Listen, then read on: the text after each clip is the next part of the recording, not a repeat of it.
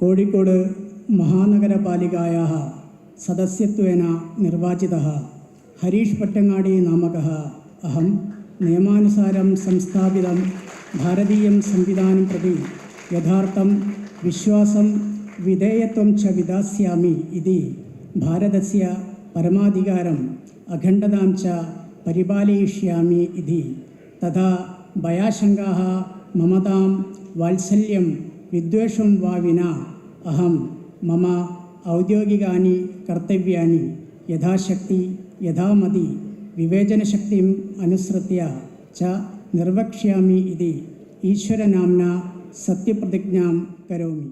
നമ്മളിപ്പോൾ കേട്ട സത്യപ്രതിജ്ഞ സംസ്കൃതത്തിലാണ്. ഇത് കേരളത്തിൽ നടന്നതാണ്. കേരളത്തിൽ എന്നുള്ളത് കോഴിക്കോട് കോർപ്പറേഷനിൽ നടന്നതാണ്. പാറപ്പള്ളി ഡിവിഷനിൽ നിന്നും വിജയിച്ച BJP അംഗം ഹരീഷ് പൊറ്റങ്ങാടിയാണ് ഇത്തരത്തിൽ സത്യപ്രതിജ്ഞ സംസ്കൃതത്തിൽ ചെയ്തത്. ഇത് എന്തുകൊണ്ടാണ് സംസ്കൃതത്തിൽ സത്യപ്രതിജ്ഞ ചെയ്യേണ്ട കാരണം വിശദീകരിക്കാൻ ഇപ്പോൾ ഹരീഷ് കേരള വിഷൻ ന്യൂസിനൊപ്പം ഉണ്ട്. ഹരീഷ്, ആദ്യം തന്നെ അഭിനന്ദനങ്ങൾ. ഇത്തവണത്തെ വിജയം എന്ന് പറയുന്നത് വലിയൊരു അട്ടിമറി വിജയമാണ്. അതായത് UDFൻ്റെ മേയർ സ്ഥാനാർത്ഥിയായ PM നിയാസിനെ അട്ടിമറിച്ചുകൊണ്ടാണ്, അതും കോൺഗ്രസിൻ്റെ സ്ഥിരം കുത്തകയായിരുന്ന പാറപ്പൊടി ഡിവിഷൻ പിടിച്ചെടുത്തുകൊണ്ടാണ് വന്നത്. അതിന് അഭിനന്ദനങ്ങൾ. ആ വിജയത്തെ എങ്ങനെയാണെന്ന്?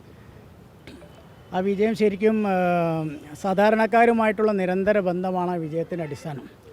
മറ്റ് പല പ്രചരണങ്ങളും ആ വിജയത്തെക്കുറിച്ച് പറയുന്നുണ്ട്. അന്വേഷണ കമ്മീഷൻ അവരെ നിയോഗിച്ചിട്ടുണ്ടെങ്കിലും യഥാർത്ഥത്തിൽ സാധാരണക്കാരുമായിട്ട് നിരന്തരം ബന്ധം പുലർത്തുന്ന ഒരു വ്യക്തിയാണ് ഞാൻ.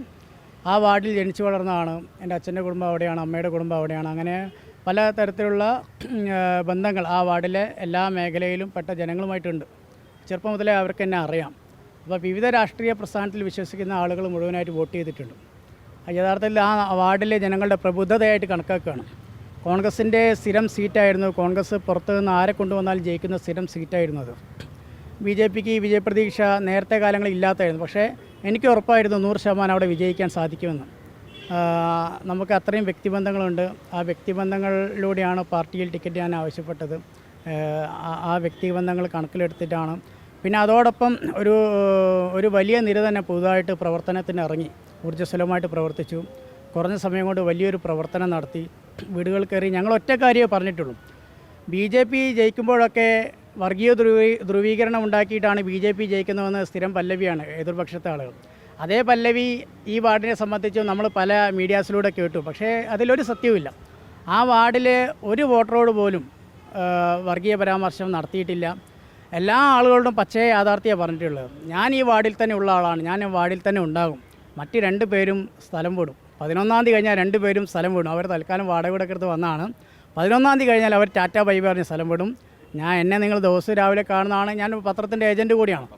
അപ്പോൾ പൊളിച്ചക്ക് 4 മണിക്ക് ഇറങ്ങിയിട്ടുണ്ടെങ്കിൽ രാവിലെ ഒരു 9-9:30 വരെ പത്രം വിതരണം ചെയ്തുകൊണ്ടിരിക്കും. അപ്പോൾ വാർഡിൻ്റെ ഒരു തല മുതൽ അങ്ങേ തല വരെ സുപരിചിതനായിട്ടുള്ള ഒരു വ്യക്തി എന്നുള്ളതിൽ കൂടി ആളുകൾ എന്നെ പരിഗണിച്ചിട്ടുണ്ട്. അതായത് ഡെയിലി കാണുന്ന ഒരാൾക്കാണ് ജനങ്ങൾ വോട്ട് ചെയ്തത്. അതെ, ഡെയിലി കാണുന്ന ആൾക്കാണ് വോട്ട് ചെയ്തത്. ഞാൻ യഥാർത്ഥ ഇലക്ഷൻ്റെ അന്നും ഞാൻ പത്രം ഇട്ടിട്ടുണ്ട്, വോട്ടെണ്ണലിൻ്റെ അന്നും ഞാൻ പത്രം ഇട്ടിട്ടുണ്ട്. അപ്പോൾ എല്ലാവരും ചോദിക്കുന്നുണ്ട്, നല്ല പോകണ്ടേ, പരിപാടിക്ക് പോകണ്ടേ എന്നൊക്കെ ചോദിക്കുന്നുണ്ട്. ഇന്നും ഞാൻ പത്രം ഇട്ടിട്ടുണ്ട് എല്ലാ ദിവസവും, അത് മാറ്റി ഏൽപ്പിച്ചിട്ട്. അപ്പോൾ ജനങ്ങൾക്ക് നിത്യവും കാണുന്ന മുഖമാണ്, ലൈവായിട്ട് കാണുന്നതാണ് എന്നുള്ളൊരു മെറിറ്റ് കൂടി ഉണ്ടായിരിക്കും. പിന്നെ പ്രവർത്തകർ ആവേശോജ്വലമായിട്ട് നല്ലൊരു പ്രവർത്തനം കാഴ്ചവെച്ചിട്ടുണ്ട്. ഒരു പുതിയ ടീം, അതിൻ്റെ കൂടി ഒരു റിസൾട്ടാണ്. എല്ലാ ഫാക്ടറും ഒന്നിച്ച് ചേർന്ന ഒരു പുഷപ്പ് നടത്തി. മറ്റൊന്നേ, ഈ ഹരീഷിനെ ഇപ്പോൾ എല്ലാവരും ശ്രദ്ധിക്കുന്നത് സംസ്കൃതത്തിൽ സത്യപ്രതിജ്ഞ ചെയ്ത ആളെന്നുള്ള. ഹരീഷ് നേരെ സത്യപ്രതിജ്ഞയ്ക്ക് വരുന്നു. തൊട്ടപ്പുറത്ത് മനക്കൽ ശശിയാണ് മുതിർന്ന അംഗം എന്നുള്ള രീതിയിൽ അദ്ദേഹത്തോട് എന്തോ രഹസ്യം പറയുന്നു. അദ്ദേഹം കളക്ടറോട് പോയി എന്തോ ചോദിക്കുന്നു. കളക്ടർ അനുമതി തരുന്നു. പിന്നെ കാണുന്ന ഹരീഷ് സംസ്കൃതത്തിൽ പിന്നെ സത്യപ്രതിജ്ഞ ചെയ്യുന്നു. അതിൻ്റെ ഒരു റീസൺ എന്തായിരുന്നു? അതിൻ്റെ റീസൺ, എനിക്ക് ഈ സംസ്കൃതം ഇഷ്ടമാണ്. ഞാൻ വേദവ്യാസ വിദ്യാലയത്തിലാണ് പഠിച്ചിട്ടുള്ളത്. അവിടെ സംസ്കൃതം എനിക്ക് പഠിക്കാനുള്ള ഭാഷയാണ്. അതുകൊണ്ട് സംസ്കൃതത്തിനോട് എനിക്ക് പേടിയില്ല. പലർക്കും സംസ്കൃതം പേടിയായതുകൊണ്ടായിരിക്കാം ചെല്ലാത്തത്. എന്നാൽ സംസ്കൃതം വളരെ നല്ലൊരു ഭാഷയാണ്, ദേവഭാഷയാണ്. നമ്മുടെ സംസ്കൃതിയുടെ പൈതൃകമൊക്കെ ഉൾക്കൊള്ളുന്ന ഒരു ഭാഷയാണ്. പിന്നെ +2 പഠിച്ചപ്പോഴും ഞാൻ ഗവൺമെൻറ് മോഡൽ ഹയർ സെക്കൻഡറിയിലാണ് +2 പഠിച്ചത്. അപ്പോൾ അവിടെ എൻ്റെ സെക്കൻഡ് ലാംഗ്വേജ് സംസ്കൃതമായിരുന്നു. ഞാനത് തിരഞ്ഞെടുത്തത് തന്നെയാണ്. അതുകൂടാതെ വിശ്വസംസ്കൃത പ്രതിഷ്ഠാനത്തിൻ്റെ പല പഠന ശിബിരങ്ങൾക്ക് പോകാറുണ്ട്. സംസ്കൃത അധ്യാപകരുമായിട്ട് ബന്ധമുണ്ട്, വേദവ്യാസമായിട്ട് ബന്ധപ്പെട്ട്. അപ്പം നിരന്തരം അങ്ങനെ ആ സംസ്കൃതം വളരെ സൗമ്യമായിട്ടുള്ളൊരു ഭാഷയാണ്.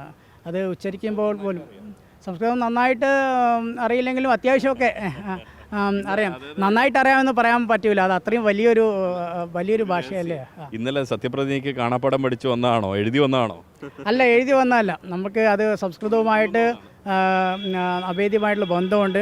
അതെൻ്റെ ശൈശവത്തിൽ തന്നെ തുടങ്ങിയിട്ടുള്ളതാണ്. അതിന് വേദവ്യാസ വിദ്യാലയത്തിന് വലിയൊരു പങ്കുണ്ട് എന്നെ സംസ്കൃതത്തിലേക്ക് ആനയിച്ചതിൽ. അതാണ്. മറ്റൊരു രഹസ്യം ഞാൻ ചോദിക്കട്ടെ, കോൺഗ്രസ്സുകാർ ഉൾപ്പെടെ വോട്ട് ചെയ്തോ? തീർച്ചയായിട്ടും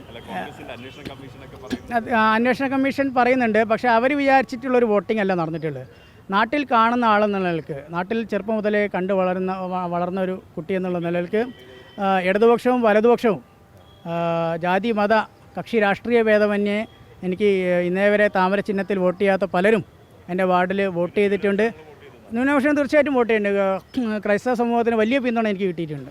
എനിക്ക് അവരുമായിട്ട് വലിയ ബന്ധം ഉണ്ട്. അവിടെ എൻ്റെ നാട്ടുകാരാണ്, അയൽവാസികളാണ്, കൂടെ പഠിച്ചവരാണ്, കൂടെ കളിച്ചവരാണ്, ട്യൂഷൻ ക്ലാസ്സിൽ ഒരുമിച്ചുണ്ടായവരാണ്. ആ ബന്ധമൊക്കെ പറഞ്ഞിട്ട് ഞാൻ ആ വീടുകളിൽ പോയിട്ടുണ്ട്. അവരെല്ലാവരും വോട്ടിങ്ങിന് ശേഷം വോട്ട് ചെയ്ത് പോളിംഗ് സ്റ്റേഷനിൽ പുറത്തോട്ട് പോകുമ്പോൾ എന്നോട് പറഞ്ഞിട്ടുണ്ട്, എനിക്ക് വോട്ട് ചെയ്തിട്ടുണ്ട് കേട്ടോ. ബാംഗ്ലൂരിൽ നിന്നും ചെന്നൈയിൽ നിന്നൊക്കെ ആൾ വന്നിട്ട് വോട്ട് ചെയ്യും. അതിലെനിക്ക് സന്തോഷമുണ്ട്. കാരണം എൻ്റെ വാർഡിലെ ജനങ്ങൾ പ്രബുദ്ധരാണ് എന്ന് തെളിയിച്ച തെരഞ്ഞെടുപ്പാണ്. വർഗീയ ധ്രുവീകരണമല്ല, അവർ പ്രബുദ്ധരാണ് എന്നുള്ളത് തെളിയിച്ച തെരഞ്ഞെടുപ്പാണ്. അപ്പോൾ ആർക്കും സ്ഥിരമായിട്ട് കുത്തുകയല്ല, കൈപ്പത്തിക്ക് തന്നെ സ്ഥിരമായിട്ട് കുത്തുകയല്ല, അരിവാൾച്ചിട്ടിക്ക് തന്നെ സ്ഥിരമായിട്ട് കുത്തുകയല്ല.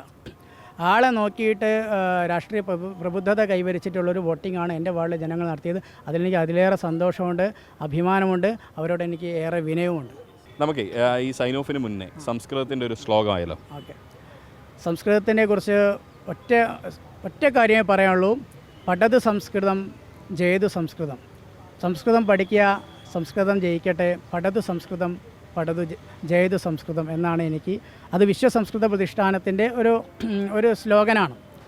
സംസ്കൃതത്തെ ചെറിയ സംഭാഷണ ശിബിരങ്ങളിലൂടെ, ലഘുവായിട്ടുള്ള സംഭാഷണങ്ങളിലൂടെ ആക്റ്റീവായിട്ട് നിലനിർത്തുവാൻ വേണ്ടിയിട്ടുള്ള വിശ്വസംസ്കൃത പ്രതിഷ്ഠാനത്തിൻ്റെ ഒരു സ്ലോഗനാണ് പഠത് സംസ്കൃതം ജയതു സംസ്കൃതം. അത് തന്നെയാണ് എനിക്ക് പറയാനുള്ളത്. എന്നാൽ എനിക്കറിയുന്ന ഒരു സംസ്കൃതം അവസാനമായിട്ട് ഞാൻ പറഞ്ഞിട്ട് പോവാം. ആകാശവാണി കേൾക്കുന്ന സമൃദ്ധ വാർത്താഹ ശൂയന്ത പ്രവാചകാഹ ബലദേവാനന്ദ സാഗര ഇത് വാർത്താഹ.